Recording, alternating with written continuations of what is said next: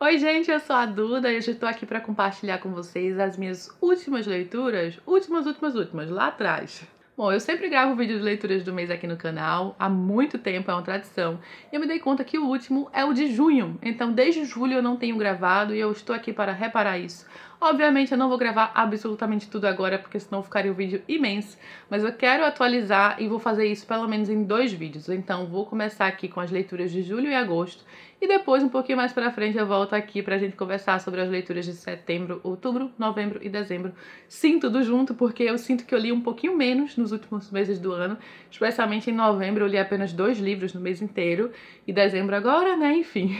Então, eu acho que eu vou conseguir fechar no próximo absolutamente tudo. Já julho e agosto, que é o que a gente vai falar hoje, foram meses que eu li bastante. Então, acho que tem uns 15 livros aqui pra gente conversar. E eu adoro esses vídeos como uma oportunidade de passar pra vocês várias dicas de uma vez só, porque eu sei que nem todo mundo assiste os vídeos resenha, né, porque às vezes já saiu resenha de alguns deles aqui. Eu acho que também eu deixei de gravar, né, eu acho que eu pulei um pouquinho isso, porque eu tava gravando muitos vlogs, e nos vlogs eu já comentava as minhas leituras, né, mas enfim, bora lá para as leituras do mês, como uma oportunidade aí de você já anotar alguma coisinha interessante, porque tem muito livro bom aqui. Aproveita e já curte o vídeo, isso é bem importante para ajudar na divulgação do vídeo, também para ajudar no meu trabalho, né? Deixe seu comentário aqui embaixo, que além de interação também é um incentivo conversar com vocês, trocar uma ideia. E já também aproveita e se inscreve no canal caso seja novo por aqui.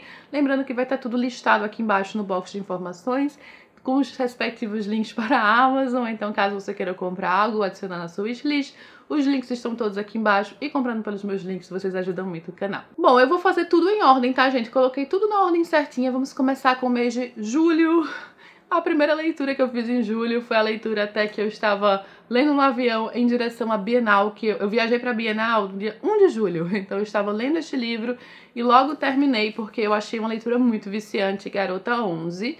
Esse é um suspense que tem serial killer, é um livro, uma literatura policial, né? Um cold case, é um caso que aconteceu há mais ou menos uns 20 anos, o desaparecimento de várias garotas, no assassino que ficou conhecido como o assassino da contagem regressiva, ou TCK, ou The Countdown Killer em inglês, porque ele sempre raptava e matava garotas de acordo com suas idades e ele ia sempre reduzindo, então 20, 19, 18, e as garotas desapareciam de 3 em 3, até que alguma coisa aconteceu há vários anos e ele parou na garota 11. Depois da garota 11 não houve outra garota e agora é um crime não solucionado. A protagonista desse livro tem um podcast sobre crimes, ela já teve algumas temporadas bem-sucedidas e ela resolve então abordar este serial killer, que foi um caso muito importante e é um caso particularmente também importante para ela, como uma forma, né, de lembrar das vítimas, de resgatar este caso para que talvez ele seja solucionado. E sim, algumas mortes começam a acontecer aqui no livro, talvez o assassino tenha voltado. Eu gostei demais do clima, da ambientação dessa história, da discussão que traz sobre sensacionalismo, né, em relação a esses assassinos, esses crimes, que algumas pessoas até começam a glorificar serial killers, né, isso acontece. Também da discussão dela como uma mulher que vai estar à frente de um podcast sobre crimes, do tipo de preconceito e ameaças que ela sofre por manter essa figura na internet ou essa figura pública, enfim, entre várias outras coisas, tá? Eu achei esse um livro muito bom, embasado inclusive em coisas reais, nessa parte forense, sabe, de policiais, algumas citações aqui sobre serial killers, sobre psicologia dos serial killers que são verdadeiras. Enfim, eu gostei demais desse livro, gente. Achei que foi muito bem conduzido e parte dele é contada em formato de podcast, que eu acho que combinou muito aqui. Então, parte é podcast, parte é uma narrativa normal, né? Enfim, mas acho que é em terceira pessoa ou é em primeira? Eu li em julho, afinal de contas, não lembro muito bem. É em terceira pessoa, pelo que eu tô vendo aqui, mas tem algumas partes que ela tá falando no podcast pra ela mesma, né? Pensando. E aí eu acho que fica mais em primeira pessoa. Enfim, eu gostei demais desse livro. Daí eu saí de literatura policial e fui para um livro de certa forma mais leve, mas ele tem certo drama, né? Aqui temos uma personagem que tá lidando com a morte de sua mãe, com um relacionamento turbulento que ela sempre teve com seu pai, um relacionamento um pouco difícil, na verdade, né? Porque ela é uma estrela da música e o pai nem sempre apoiou essa carreira que ela escolheu, a forma que ela escolheu em lidar e levar a sua vida, né? Que é uma forma um pouco menos tradicional, ela não tem família, ela está sempre viajando, enfim. Então eles têm certos atritos, só que após a morte de sua mãe, essa mãe ia participar de um cruzeiro no Alasca com o pai e alguns amigos, a Greta James do título vai pegar o lugar de sua mãe, né, para não deixar o pai sozinho, e ela vai nessa jornada que é bem interessante. É aquele livro levinho, mas que traz algumas coisas para refletir, essa parte do drama familiar, da família, dessa questão de vocação, de respeitar as diferenças, né, de tentar lidar com esses problemas familiares que aqui soaram bem reais. É um livro em que a personagem tem problemas de fato, assim, para lidar, não sou aquele negócio meio forçado, meio adolescente. Afinal de contas, ela é adulta, mas em alguns livros adultos, eu sinto que alguns problemas são adolescentes. E aqui eu não senti, sabe? Então eu gostei bastante também do livro. Tem romance, sim, apesar de não ser exatamente o foco, né? Mas ela vai conhecer um homem já também meio divorciado. Tá? Acho que ele tá divorciado aqui, é porque tá meio enrolado ainda. Ela conhece um homem nesse navio, nesse cruzeiro. Ele está lá para justamente falar algumas palestras sobre o Jack London. Ele é um escritor especialista em Jack London, então temos uma discussão literária aqui no livro também. E eu já aviso pra vocês que é um livro que dá vontade de comprar um cruzeiro no Alasca, sabe? Inclusive eu fui pesquisar sobre cruzeiros no Alasca depois da leitura. Agatha Christie, claro, tinha que aparecer aqui. Elefantes Nunca Esquecem é o último caso oficial de Hercule Poirot. O último que a Agatha escreveu em vida, né? Porque, obviamente, o último romance de Poirot é Caio Pano, mas ela escreveu durante a Segunda Guerra Mundial, deixou fechado num cofre, depois o livro foi publicado em 1975. Mas o último que ela escreveu é este aqui, que é um caso interessante, com Ariadne Oliver. Então ele tem aqui essa dupla, que eu adoro, né? Uma dupla sempre divertida nos livros. Esse é um cold case, é um caso antigo. É sempre um desafio nesses casos mais antigos, porque precisa entrar em contato com pessoas que vão lembrar de coisas que aconteceram há tanto tempo. Talvez elas não lembrem exatamente do que aconteceu, mas mesmo que elas lembram, é importante aqui para que Poirot faça as conexões. Tudo começa de uma forma até inusitada, com uma pessoa que vai perguntar para Ariadne Oliver o que aconteceu com os pais de uma de suas afilhadas, né? Porque foi uma morte assim meio inexplicável e algumas pessoas acham que ele matou a esposa, depois cometeu suicídio, mas será que foi isso mesmo? Eu acho que é previsível para quem já leu muito Agatha Christie. Ela repete algumas coisas aqui, tem alguns clichês da própria Agatha aqui nessa história, mas foi legal. Agora vamos falar sobre os dois livros que eu li às cegas, né? Aquela brincadeira que eu fiz no vlog, caso você não tenha assistido. Eu fui numa das livrarias aqui da minha cidade e me propus a ler, a comprar um livro que eu não conhecesse absolutamente nada sobre, que eu nunca tivesse ouvido falar do autor e do livro. Então, bem nas escuras, assim, pra ver o que eu ia achar, e eu acabei escolhendo dois livros. Um deles é O Detalhe Menor, de uma autora palestina, que é a Adania Shibli. Gostei muito da narrativa desse livro, especialmente da segunda parte, da metade pro final, porque a primeira parte é mais difícil, sabe? A gente tem aqui na primeira parte, em 1949, soldados israelenses que vão matar alguns árabes no deserto, né? Algumas pessoas ali que são um grupo de beduínos no deserto, dizimam a todos e pegam a única garota que ficou viva, né? E levam para esse acampamento dos soldados. Então, assim, é uma parte mais crua, sabe? Mais cruel, mais difícil de acompanhar. E na segunda parte, a gente acompanha justamente uma mulher que vai ler sobre este caso. Vai ler o que aconteceu com essa garota em 1949 e ela vai sentir uma conexão com isso. Porque aconteceu, eu acabei de chutar um pouco o tripé, aconteceu justamente no dia em que, 25 anos depois, ela iria nascer. E o fato dessa data coincidir um pouco, né, com a sua própria história, né, pelo menos ter alguma semelhança, algum paralelo que ela consiga fazer ali, faz com que ela fique um pouco obcecada com essa história, em saber o que aconteceu com essa garota, né? Afinal de contas, o que nós temos aqui é o relato contado pela parte do grupo israelense dos soldados. Então também fala, assim como a história é contada por algumas pessoas, né? Os relatos históricos vão ser contados pelos vitoriosos aqui. E vai falar, claro, sobre essa questão da invasão palestina pelos israelenses. Quando ela tenta saber o que aconteceu com a garota, ela vai precisar sair da sua casa para passar por uma viagem, certa viagem, que não é algo fácil aqui, né? Numa Palestina ocupada por soldados ainda hoje. Na atualidade, ela tem a sua mobilidade reduzida, ela vai precisar de alguns subterfúgios para conseguir viajar de um canto para outro para investigar isso um pouco mais a fundo. Eu achei que o final, de certa forma, é chocante, mas não é. Enfim, gostei muito do livro, de conhecer uma autora palestina de fato, né? Algo que eu nunca tinha feito. Eu acho que é bem interessante quando a gente se aventura por diferentes culturas, diferentes realidades. E esse aqui foi um livro que eu li rapidinho, né? Vocês conseguem ver lá no vlog. E o outro autor que eu escolhi nessa brincadeira foi o Domenico Starnone, com esse livro aqui, Assombrações. Depois eu fiquei sabendo, né, que tem todo um rolo do Domenico Starnone com a Helena Ferrante, como algumas pessoas falavam que ele era a Helena Ferrante, ou então que ele era o marido da Helena Ferrante. Eu não sabia de nada disso, descobri depois. Esse é um autor italiano. Gostei muito da narrativa dele. É uma história que se passa dentro de um apartamento, basicamente apenas com um senhor idoso e o seu neto de 4, 5 anos de idade. 4 anos de idade. É um garotinho novo e um homem já idoso. Então, assim, as dificuldades de relação entre eles, porque esse avô vai ficar com o neto enquanto os pais viajam.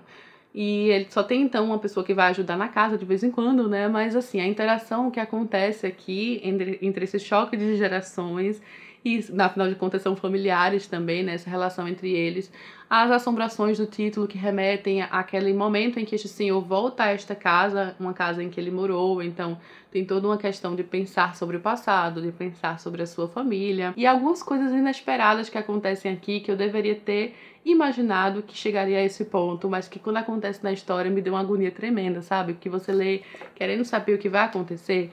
Então tem até isso aqui no livro. Eu acho que se você curte reflexões sobre velhice, sobre uma idade mais avançada, pensar na vida, refletir sobre o seu passado, uma certa crise existencial aqui na história, mas também, né, com dramas familiares, com questões a mais, tem até uma parte aqui, como eu falei, que tem mais ação aqui na história, que você fica assim mais no suspense da coisa, você também vai curtir. Afinal de contas, a narrativa desse livro é muito talentosa, bem forte. Sabe aquele autor que você percebe que é alguém que nasceu para escrever?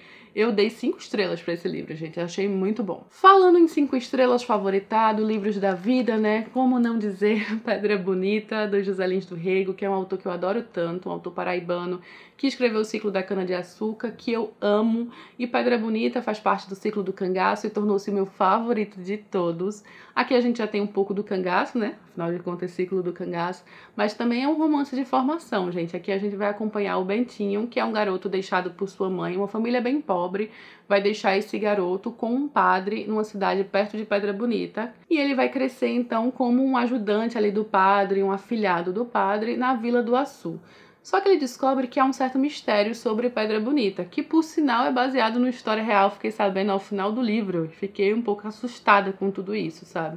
É um livro que vai tratar muito sobre crenças, superstições, sobre violência, o cangaço presente na história, mas essa introdução aqui vem muito de um romance de formação, um romance que vai mostrar o amadurecimento de um garoto até que chegar num ponto para vir sua continuação em Cangaceiros, né? Achei o livro sensacional. Aquela poesia presente na narrativa que o José Lins do Rego sabe fazer tão bem, sobre a ambientação da história, a voz do povo, um resgate histórico de um período apenas incrível, gente. Confiram o vídeo que já saiu. Aliás, eu não mencionei, eu acho, no começo do vídeo, mas o que já tiver vídeo aqui no canal vai estar aqui no box de informações também, tá? Caso você queira dar uma olhada um pouquinho melhor, né, ver algo mais aprofundado. Terminamos julho, gente. Julho, então, foram estes livrinhos aqui. Leituras muito boas, bem diversas, né? Agora vamos para o mês de agosto, que tem até um pouco mais de leituras. Agosto eu li bastante, acho que foi meu recorde neste ano. Vou começar pelo que foi minha primeira leitura de agosto, um romance histórico, A Última Livraria de Londres, da autora Madeline Martin. Eu adorei esse livro, gostei muito do contexto histórico que a autora trouxe aqui. É um livro que se passa durante a Segunda Guerra Mundial em Londres, mas vai focar nessa questão das livrarias, de como as pessoas encontravam ali nos livros uma forma de escape de todos os horrores da guerra, né? De uma Londres que estava sendo constantemente bombardeada. Então algumas pessoas viam na leitura uma forma de escapar de tudo isso. Então vai falar, claro, sobre o poder dos livros, de transformar a vida das pessoas, como entretenimento também. E a gente vê um pouco dessas livrarias, como é que funcionavam, onde elas ficavam. Inclusive, de certa forma, inspirado em fatos reais aqui, né? Porque vai mostrar uma rua muito importante, com muitas livrarias nesse período. Coisas que de fato aconteceram na guerra e que influenciaram o futuro dessas livrarias, e por isso o título do livro, né? A Última Livraria de Londres. Gostei da personagem principal aqui na história. Ela é uma garota que vem do interior para a cidade grande, né, que ela sempre teve esse sonho ali de ir para Londres, só que ela vai para uma Londres durante a guerra, então é uma Londres diferente. Como ela encontra ali a vocação na leitura, porque ela não era uma leitora, ela se descobre leitora depois, como isso acontece aqui, né? Tem um certo romance, não é o foco da história, mas também tem. Enfim, é aquele livro, sabe, que você lê, que você fica com um quentinho no coração, mesmo durante um período com tantos horrores. Também tem vídeo no canal. Mas Agatha, dessa vez, o último caso do Tommy da Tuppence e também o último romance escrito por Agatha Christie na vida, que foi então Portal do Destino. Aqui temos o casal Tom e Tuppence, já idosos. Eles vão comprar uma casa, começam a reformar essa casa. É claro que eles vão descobrir um mistério nessa casa, né? Então, aquelas coincidências, bem coincidências de Agatha Christie. Afinal de contas, é um mistério que vai remeter a décadas atrás, de um período de guerra, algo que o Tom e Tuppence são familiarizados, né? Porque eles já foram espiões de guerra em outro livro. Eles adoram escavar, cavucar uma aventura. Aqui vai ser muito por conta da Tuppence. Ela vai descobrir durante uma limpeza de uns livros que ela comprou que veio junto com a casa. Olhando esses livros, ela vai descobrir um enigma, uma mensagem codificada nos livros sobre a morte de alguém. Diz basicamente que a morte dessa pessoa não foi uma morte natural. Ao pesquisar mais sobre esse caso, né, ao investigar mais sobre esse caso, tentar descobrir quem foi essa pessoa que morreu há tantos anos, ela vai ficar sabendo, né, de algo assim muito mais importante que envolve espionagem de guerra. Então eu acho assim, que é uma trama mirabolante de Agatha. Eu não acho que é dos melhores livros de Agatha, mas, sei lá, teve um gostinho, sabe, aqui do casal juntos, reformando uma casa. Eu li também num período de mudança, né, que eu fiz uma mudança no meio do ano, basicamente. E eles estão aqui de mudança, eu me identifiquei com os perrengues de mudança. E eu tenho uma simpatia muito grande pelo casal. Eu acho até que o livro ganha um pouquinho mais de força ao final, porque fica um clima mais de suspense aqui na história, de que algo pode acontecer, de que alguém é espião nessa cidadezinha, né, porque alguns mortos começam a acontecer. Mas é um livro bom, assim, não é aquela coisa, né? É um fechamento aqui de Agatha Christie para um casal tão querido para mim. Eu acho que a Agatha fala muito também sobre velhice aqui, sabe? Faz muitas reflexões, assim, sobre outros tempos. Eu acho isso interessante porque ela estava fazendo, de fato, o que ela estava sentindo também, né? Porque ela também já estava idosa aqui, então ela passa um pouco disso através da Tuppence. Agora, mais um livro que eu li num certo desafio, né? Num dos vlogs, porque o tema do vlog era desencalhar um livro da estante, e o livro desencalhado foi O Júri, do John Grisham, que é um autor que eu curto bastante, né? Eu amo o livro A Firma. Eu já li alguns outros livros dele, mas desses que eu li no passado, A Firma foi o que mais marcou. Eu adorei o livro, eu me lembro de ter devorado o livro. O John Grisham é conhecido por thrillers no geral, thrillers jurídicos, né? Ele é um autor formado em direito, aqui temos a foto dele, é na parte de trás. Ele é aquele autor super best-seller, né? Que vários de seus livros já foram adaptados para filmes, como O Júri, como A Firma com Tom Cruise, né? O Júri é com o John Cusack, que é a Rachel Weisz. Tem Dossiê Pelicano com a Julia Roberts e o Denzel Washington. Tem A Firma com o Tom Cruise. Então, assim, ele tem muitas adaptações bem-sucedidas de seus livros. Eu gosto muito de assistir as adaptações. Eu até assisti uma depois de ler O Júri também, que foi... Esqueci agora o nome, gente. A Última Testemunha? Achei o livro aqui. Eu assisti a adaptação desse livro aqui, que infelizmente eu não li ainda. Eu achei que eu não tinha o livro. Depois que eu assisti a adaptação, eu percebi que eu tinha o livro. Fiquei até um pouco triste, pensando, poxa, eu poderia ter lido primeiro, né? Uma edição bem antiga também, O Cliente, que é com o Tommy Lee Jones e a Susan Sarandon. Então, assim, vários atores famosíssimos, adaptações famosas na década de 90.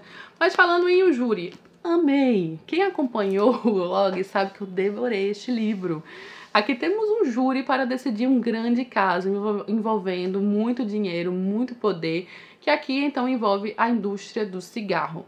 Mudaram no filme, mas fizeram algumas brincadeiras, algumas homenagens ao livro, ao material original, porque no filme não é a indústria de cigarro, é a indústria do armamento, né? Então são as armas ali. Então é um caso muito importante, é um caso aqui que, se ganhar, vai influenciar todos os outros, sabe? E aqui envolve um homem que morreu por conta do uso de cigarro. E parece algo muito batido hoje em dia nessa questão do cigarro, mas nessa época, lembrando, não era, década de 90. Por muito tempo, o cigarro era símbolo de status e de, né, poder, dinheiro. Os homens ricos e bem-sucedidos fumavam, e os cidadãos comuns cresceram bombardeados com isso, né? Muitas pessoas tornaram-se viciados, morreram por conta do cigarro. Enfim, então é um caso aqui muito interessante, como tudo é conduzido, sabe? Essa parte do tribunal começa de uma forma já super eletrizante com a parte da escolha do júri, porque tanto a defesa quanto a acusação vão investigar a vida de cada um dos possíveis jurados. E investigar de uma forma nada lícita, né? De uma forma que é basicamente uma completa invasão de privacidade. Então é bem interessante como é usada essa parte psicológica aqui, de quem é cada um, de como cada um pode reagir ao caso, de como cada pessoa vai ser mais favorável, naturalmente mais favorável à acusação ou à defesa. Enfim, é um livro eletrizante com muita manipulação. Manipulação por todos os lados, inclusive pela parte do próprio júri. E o protagonista desse livro é incrível, é um dos jurados, é uma das pessoas que está ali inserida dentro do júri.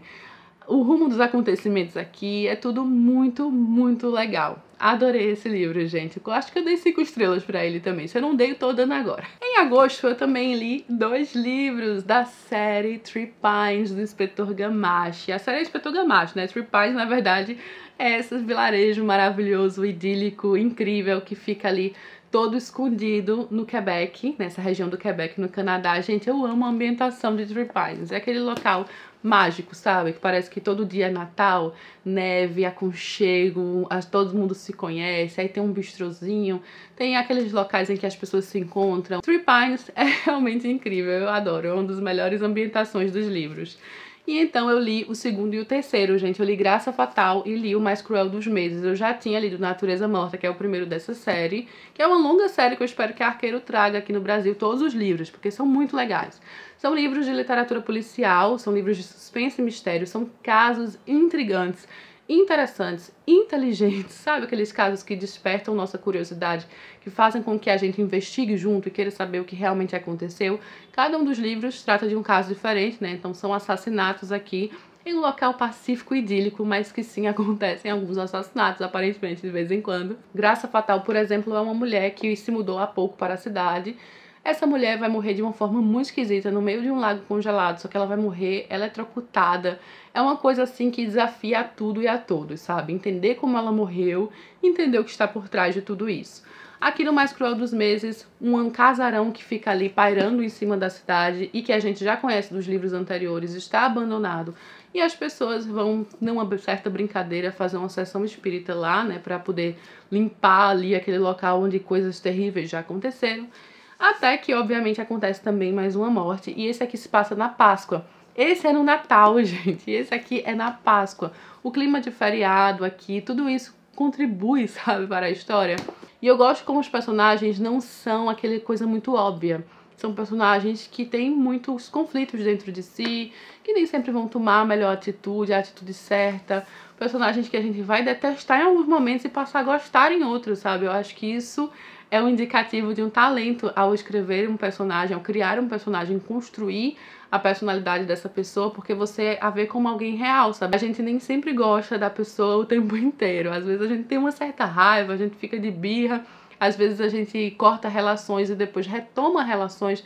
Tudo isso aqui acontece no livro e aí você passa a perceber como pessoas falhas, mas pessoas boas ou não, né? Dependendo da pessoa. Recomendo muito. Também fiz vlog no canal, viu? Para esses 2 livros, caso você queira ver um pouquinho mais. Tem vlog aqui de alguns livros, tem resenha de outros livros.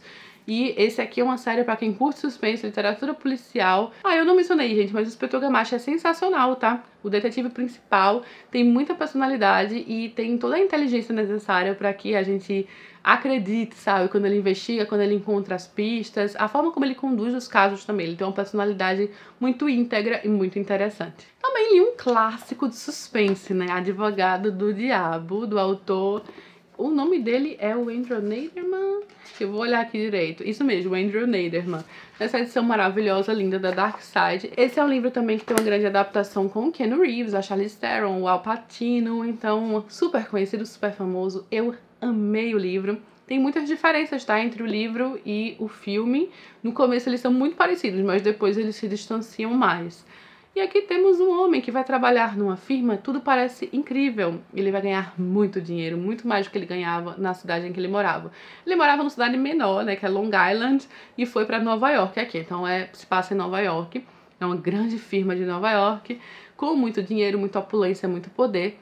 E todos eles são advogados de defesa, eles pegam casos terríveis, sabe? Aqueles casos que toda a opinião pública está contra, né? De casos realmente que consternam as pessoas, eles vão defender algumas das piores pessoas.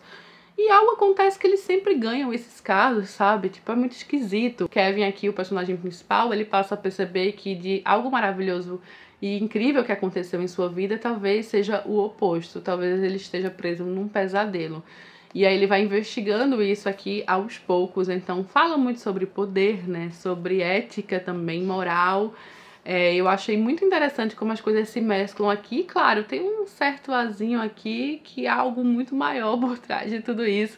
Não é apenas assim um simples tribunal, uma simples firma de advocacia, como simples advogados por trás. Então, algo muito maior, mais terrível, um pesadelo completo. Eu não queria mencionar muito sobre o livro, caso você não saiba, né, ainda, mas se você quiser ver um pouquinho mais do que eu disse aqui, tem vídeo no canal. Vale muito a pena, gente. Adorei o suspense presente nesse livro. Gostei até dos conflitos aqui profissionais. Como eu falei, essa parte moral e ética é bem interessante. Também li Viagens no Escritório do Paul Auster. Um livrinho bem estranho, né? Aqui temos um personagem que acorda num quarto, um homem já mais idoso. Ele não sabe quem ele é, de onde ele veio, quantos anos ele tem, pra onde ele vai, onde ele está, em que momento é. Ele não sabe absolutamente nada. Mas uma enfermeira vem cuidar dele e um policial aparece de vez em quando. Então ele vai juntando aqui, uma coisa ali. Ele sabe que ele influenciou a vida de muita gente outrora, né? Que ele teve o futuro de muita gente em suas mãos. E ele também começa a ler um manuscrito. A história do manuscrito também é interessante, tá? Porque acaba virando uma história dentro da história. O que me chamou a atenção nesse livro foi essa premissa, né? Meio estranha. Eu gosto de premissas estranhas. Eu acho que ele não me entregou tudo que eu queria, sabe? Mas eu achei interessante uma certa metalinguagem aqui no livro, né? Sobre livros, sobre o processo criativo, enfim. Mas teve outro livro que eu li depois desse, que eu tô meio que fazendo uma conexão com esse, que eu gostei mais. Qual foi esse livro? Eu lembro até que quando eu li eu pensei, era isso que eu queria quando eu procurei Viagens no Scriptorium. Acabei de ver aqui na minha pilha de livros que eu ainda vou comentar em outro vídeo, foi o Karen. Ou Karen, né, de uma autora portuguesa. Ele também é um livro esquisito, de um personagem que meio que acorda e não se reconhece em quem ela é ali, não sabe onde ela está. E foi um livro que me entregou mais o que eu queria do que esse aqui. Mas é um livro legal, gente. É curtinho, sabe? É rápido de ler. É assim, por mais que ele seja curtinho, na metade ele fica um pouquinho mais tedioso. Depois ele melhora, sabe? Então eu realmente achava que eu ia gostar mais. Mas achei interessante. Quero ler mais Paul Auster. Quero ler a trilogia de Nova York, que eu sei que é um dos grandes livros dele. Que aí eu acho que eu vou gostar muito. Mas Agatha Christie, gente, né? Sempre. Também foi lida aqui em agosto, a minha última leitura de agosto, Os Primeiros Casos de Poirot. É um livro de casos, é um livro de contos. É um livro de contos, então são contos escritos na década de 20 e 30. São primeiros casos de fato. Agora eu comprei um livro de contos gigante, né? Vocês viram no vídeo que eu falei das comprinhas da viagem. Eu comprei um livro com todos os contos do Poirot. Então todos esses contos aqui estão presentes no outro livro. Em vários desses contos tem o Hastings presente. Eu adoro essa dupla. Eu amo essa dupla de amigos. O Poirot e o Hastings juntos são sensacionais. Geralmente o Hastings é que vai narrar esses casos, né? Então há um ou outro aqui, eu acho que uns 4 casos dos 18 presentes no livro, não tem a presença do Hastings. São casos, assim, que envolvem vários tipos de coisas. Quase crimes, tentativas de assassinato, ou roubo. Aqui, inclusive, tem a única falha de Poirot, o único caso em que ele não foi bem sucedido, que é o caso da Caixa de Chocolates, é esse o título? Acho que é. A Caixa de Chocolates. É um caso da época em que ele era policial na Bélgica. Então tem muitos casos aqui legais, sabe? Alguns casos que se destacam. Alguns casos que eu já tinha lido mais de uma vez quando eu fui ler este livro aqui. Eu não vou mencionar cada um dos contos, né? Até porque já tem vídeo, eu já falei sobre mais desses contos no vídeo que saiu sobre ele, caso você queira olhar. Mas se você curte contos e você quer um livro de contos de Poirot, eu recomendo esse aqui sim, porque eu acho que foi uma compilação que funcionou bem junto. Chegamos então ao final deste vídeo, gente. Todos esses livros comentados. Boa parte deles tem vlog no canal ou tem vídeo resenha no canal. Caso você queira ver um pouquinho mais, vou deixar tudo organizadinho aqui no box de informações. Espero que vocês tenham gostado de conhecer um pouco mais sobre esses livros.